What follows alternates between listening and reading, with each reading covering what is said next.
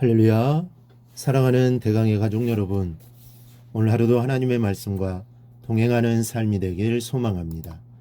오늘 함께 나눌 하나님의 말씀은 다니엘 1장 8절에서 16절 말씀입니다. 다니엘은 뜻을 정하여 왕의 음식과 그가 마시는 포도주로 자기를 더럽히지 아니하리라 하고 자기를 더럽히지 아니하도록 환관장에게 구하니 하나님이 다니엘로 하여금 환관장에게 은혜와 긍휼을 얻게 하신지라. 환관장이 다니엘에게 이르되 내가 내 주 왕을 두려워하노라. 그가 너희 먹을 것과 너희 마실 것을 지정하셨거늘 너희의 얼굴이 초췌하여 같은 또래의 소년들만 못한 것을 그가 보게 할 것이 무엇이냐. 그렇게 되면 너희 때문에 내 머리가 왕 앞에서 위태롭게 되리라 하니라.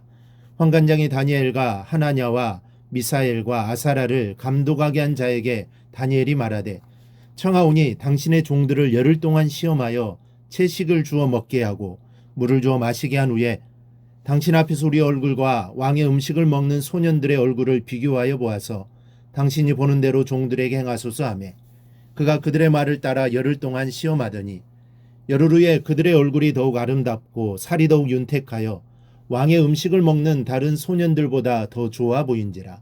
그리하여 감독하는 자가 그들에게 지정된 음식과 마실 포도주를 제하고 채식을 주니라. 아멘.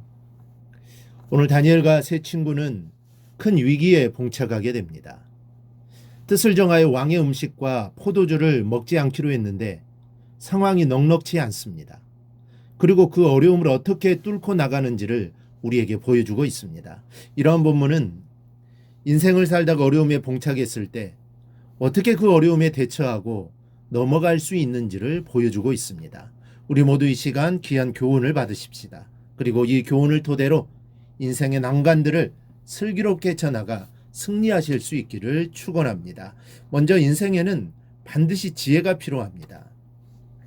유대인들은 지혜를 가장 중요하게 여겼고 그래서 자녀들에게 지혜를 가르치기에 힘을 다했습니다. 잠언 4장 6절을 보면 지혜를 버리라 그가 너를 보호하리라 그를 사랑하라 그가 너를 지키리라 했습니다.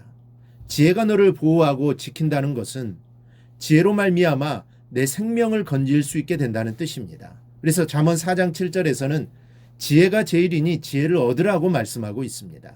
지혜가 세상에서 제일로 귀하고 중요하다는 말씀입니다. 오늘 본문을 보면 다니엘이 죽느냐 사느냐 하는 위기를 맞이한 것을 볼 수 있습니다. 다니엘은 왕족으로서 바벨론의 포로로 잡혀가 왕실에서 영재 교육을 받고 있었습니다. 그리고 다니엘의 건강을 책임진 환관장이 있었는데 만일 다니엘의 건강 이상이 생기면 그는 왕의 문책을 피할 수 없는 입장이었습니다. 그런데 다니엘이 먹어야 할 음식은 이교도들이 우상에게 바친 후에 가져오는 부정한 음식이었습니다. 이것을 먹으면 율법을 어기게 되는 것이요 여호와를 배반하는 것이 됩니다. 그렇다고 바벨론 왕이 내린 음식을 먹지 않으면 그것도 살아남기 어려운 처지입니다. 마치 진퇴양난과 같습니다. 이러지도 못하고 저러지도 못하는 상황입니다. 출애굽한 이스라엘 백성들이 홍해 바다 앞에 다다르게 됩니다. 그런데 뒤에서 애국 군대가 쫓아오고 있습니다.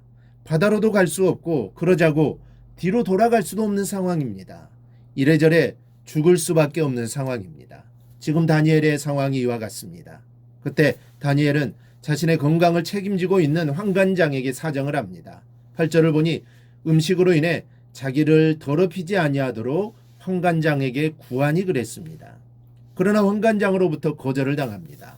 10절을 보면 내가 내 주 왕을 두려워하노라 그가 너희 먹을 것과 너희 마실 것을 지정하셨거늘 너희 얼굴이 초췌하여 같은 또래의 소년들만 못할 것을 그가 보게 할 것이 무엇이냐. 그렇게 되면 너희 때문에 내 머리가 왕 앞에서 위태롭게 되리라. 너에게 왕이 내린 음식 말고 다른 음식을 가져주었다가는 왕에게 내 목이 달아날 것이라는 말입니다.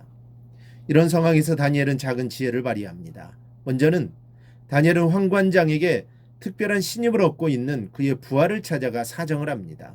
11절에 환관장이 다니엘과 하나냐와 미사엘과 아사라를 감독하게 한 자에게 다니엘이 말하되 또 하나 다니엘은 환관장의 부하에게 기회를 달라고 부탁을 합니다.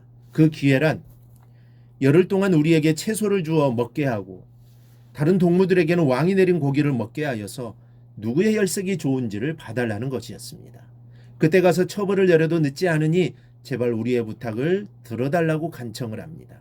그 결과 승낙을 받아내는데 성공을 하게 됩니다. 여러분, 말 한마디를 어떻게 하느냐 하는 것도 큰 지혜인 것을 잊지 않기를 바랍니다. 말 한마디로 천냥빚을 갚는다는 속담도 지혜를 가르치고 있는 겁니다.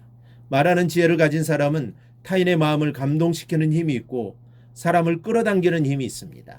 여러분과 여러분의 자녀들에게도 이런 지혜가 다니엘처럼 충만하기를 바랍니다. 둘째는 그런 한 가지 사실을 결코 잊지 말아야 합니다.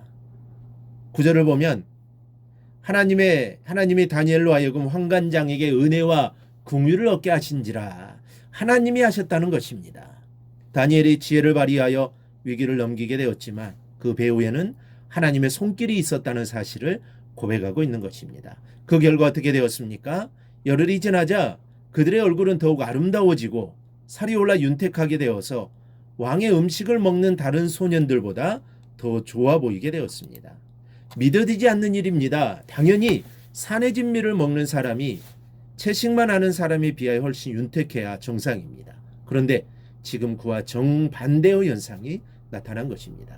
그러나 그들이 그러한 결과를 얻을 수 있었던 것은 채식의 유익이나 탁월함이 아니라 하나님께서 그들이 먹는 음식에 축복하셨기 때문입니다. 즉 하나님께서는 다니엘과 친구들의 경건을 보시고 그들이 먹는 음식에 축복하사 그들로 하여금 왕의 음식을 먹는 자들보다 윤택하게 만들어주신 것입니다. 이는 경건이 인간의 건강과 활력에 미치는 영향력을 잘 보여줍니다. 경건은 하나님의 축복을 삶의 영양분으로 공급하는 방편이며 어떤 좋은 음식보다도 우리의 삶과 생명, 육신과 영혼을 건강하고 활력 있게 만들어줍니다. 그러므로 우리가 건강하고 활력 있는 삶을 살기를 원한다면 좋은 음식을 찾기 전에 먼저 경건을 추구하시기 바랍니다. 하나님과 바른 관계를 지키며 바른 삶을 위해 힘쓰시기 바랍니다. 그리하면 하나님께서는 여러분의 삶을 더욱 윤택하고 축복된 것으로 가꾸어 주실 것입니다. 이런 축복이 오늘 말씀을 듣는 모든 성도들에게 임하기를 주님의 이름으로 축원합니다. 오늘 묵상한 말씀을 굳게 잡고 삶으로 실천하며 살아내는 대강의 모든 성도들이 되기를 축복합니다.